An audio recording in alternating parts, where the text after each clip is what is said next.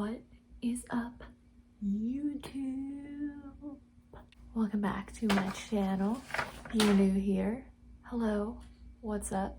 My name's Taylor, Taylor, and we're gonna chat.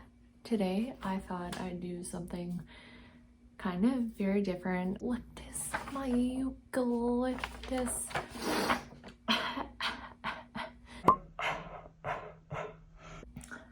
Oh my god.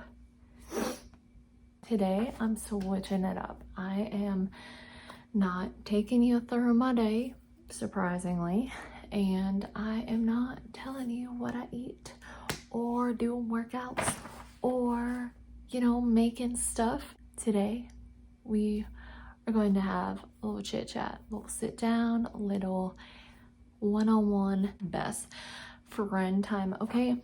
We're gonna talk about some body positivity and my fitness journey. I know recently, out of nowhere, my how I lost 100 pounds video is like blowing up. Thank y'all so much. Honestly, I am so thankful to have this platform. I am so thankful to be able to connect with all of you and just share what I have learned and kind of, grow together. So we are gonna chat about body positivity, how I started my fitness journey, how I gained the confidence to stay in my fitness journey, how to not give up, what clicked in my head, what made me lose the weight, where was I at mentally. I just want to talk about all the things from, early on. I have like 2 videos kind of touching this subject, but never this in depth. And this was actually something that was requested by a lot of people, not only just what clicked for me, what worked for me, but more so how I was treated, differences in little things like that. I know someone said that hearing about that motivates them more, but I also want to touch on the subject as to how I was treated before and why that's not okay, and how to be positive no matter what size you are. So with that being said, don't forget to like and subscribe to my channel, and let's get started.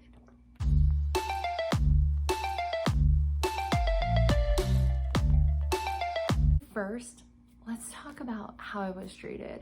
Personally, I went through a lot as a kid who was, overweight. I dealt with a lot of harassment, a lot of bullying, a lot of rejection, a lot of unhappy moments, very unhappy moments that actually turned into anxiety and depression as a child, which then fueled later into adulthood. As a child, you're kind of trying to figure out your place in the world, and you're trying to figure out where you fit in and what's your niche, is that the word? But when you have, your peers and people you interact with daily, whether family, friends, acquaintances, when they are making judgments on you and your appearance, then you start to develop these self-limiting beliefs. And that is why a lot of us well into adulthood have these insecurities, have these anxieties and self-limiting beliefs about ourselves.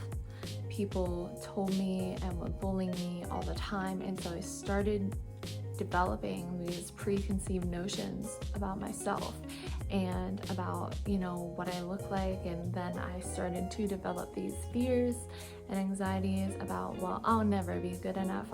Kids are brutal. It's way more easy to bully, whenever they want, however they want. They are hiding behind a screen. It's way easier. But no, back in the day, it was face to face, okay? Face to face. And honestly, that hurt a lot worse. It's like hearing the words of someone else saying that just hit. It all hurts and it's all wrong. So when I was a kid and dealt with a lot of just being overweight and not happy with my body or who I was, I had several experiences of bullying and harassment. I remember I was playing tag with all my, peers. And I remember I was going to tag one of the girls or something, and she knew she was faster than me, obviously.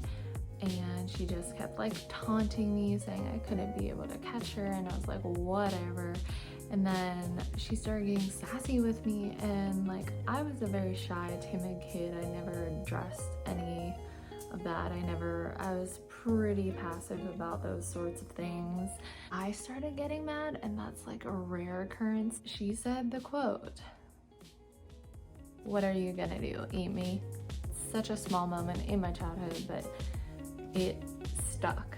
And then another really prominent time of my, bullying and harassment went into high school. I mean, obviously that was a small part of my childhood. High school was where it got sort of bad, which was kind of surprising because I was like involved in everything. I played volleyball, and that was like one of my favorite sports. There were these girls that started to harass me and pants me. They thought it was funny. I was like, whatever. Again, I was passive about it. And then it just kept going on, and they were following me around with a video camera. And there was a point, like I was on the ground, like basically struggling just so they couldn't get to me. They started recording, laughing, and said, "Look at her squirming like a fat." They actually showed that footage to the coach, who then laughed as well. A lot of it, had to do with how people treated people of a certain weight. Also, because of those small moments, that I developed a lot of lack of confidence, more insecurity. I was very passive. I started people pleasing and clinging to people and doing whatever because like I didn't want to be bullied or harassed or picked on or, yelled at or anything of the sort. I used to be called, "You're so awkward and weird," when I was like, overweight. And then it all changed, and they were all like buddies with me. So that is not okay.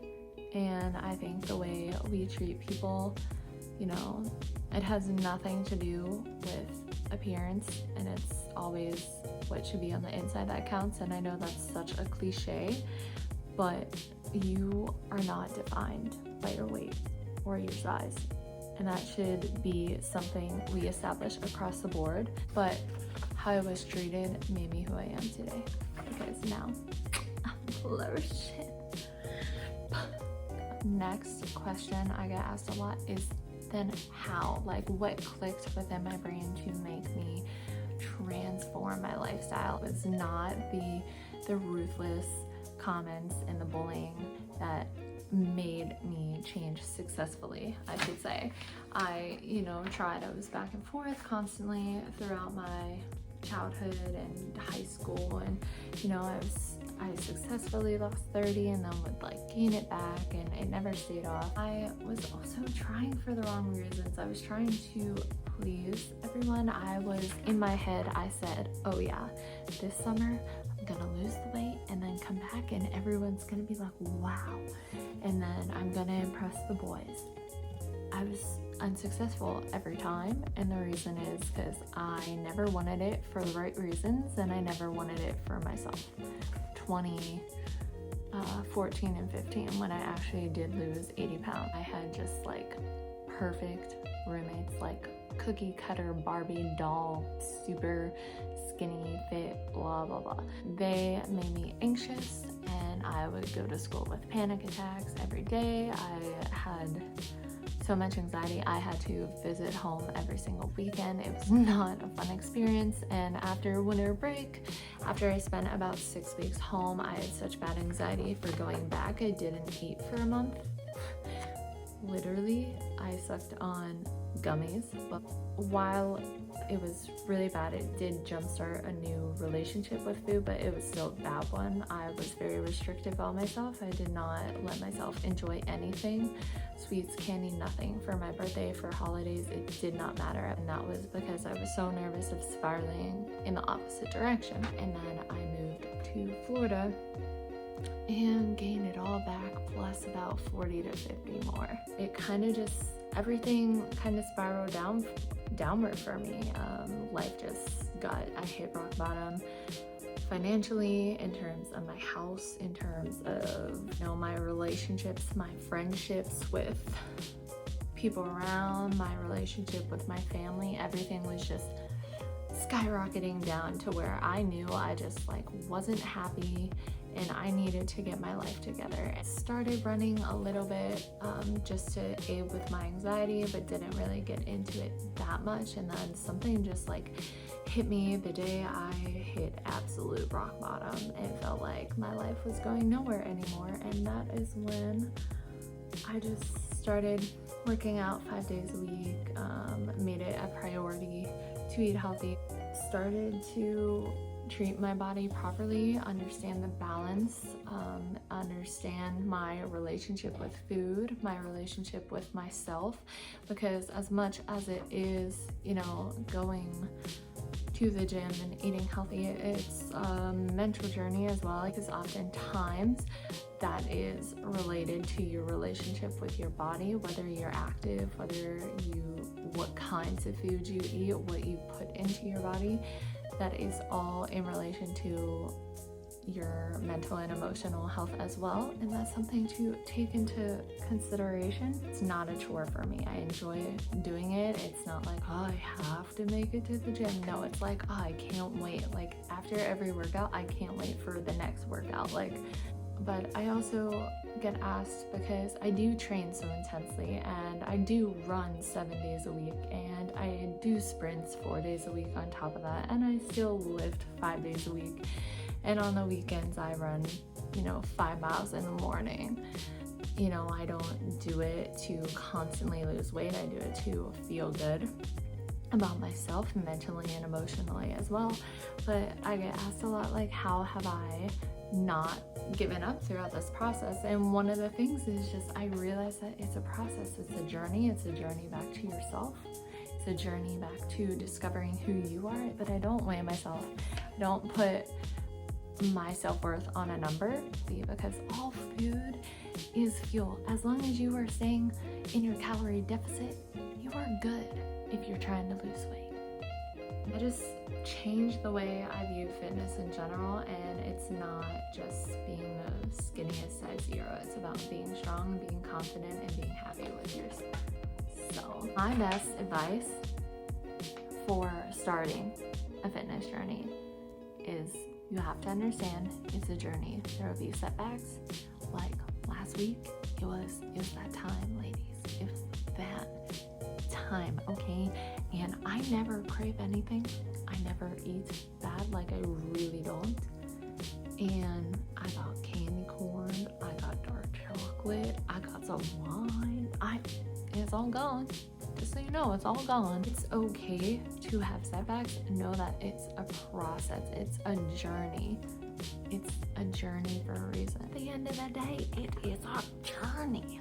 You are going, you are trucking along, you are moving across the country, and then once you get there, you're gonna move across the country the other way, because you're still going to want to push and create newer goals for yourself. You are never going to want to just be like, well, I did that, this is it. You gotta keep thinking bigger and better and stronger and wiser. You gotta be cool, you gotta be wiser.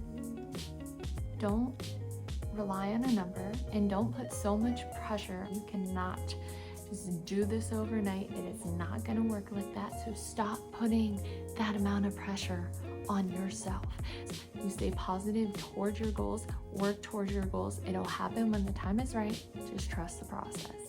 So that brings me to the end game, the end chat, touch base on body positivity. If you cannot accept your circumstance right now, if you cannot accept what you have now, you will never get where you want to be. And I know that for a fact, because if you focus so much on what you don't have, you'll never be happy. Fitness it's not about the body, the size you have. Fitness is about being mentally and emotionally fit, and it's about being just happy and fulfilled and whole within yourself. At the end of the day, it's all about if you're happy with who you are. There are things about you that are so wonderful, and you need to accept yourself for who you are, because you are beautiful no matter what. You're beautiful at any size, any shape. A number does not define who you are. It does not define if you're worth a friendship. It does not define if you're worth a relationship. If you know who you are and love and accept yourself for who you are, guess what? You'll attract the right relationships. You'll attract the right job. You'll attract the right friends. You'll attract the right life, because you know who you are, you accept yourself for who you are, you love who you are, and you make sure the world freaking knows who you are. Thank you so much for watching. But once again, don't forget to like and subscribe to my channel, and I'll see you in the next one. Have a beautiful day.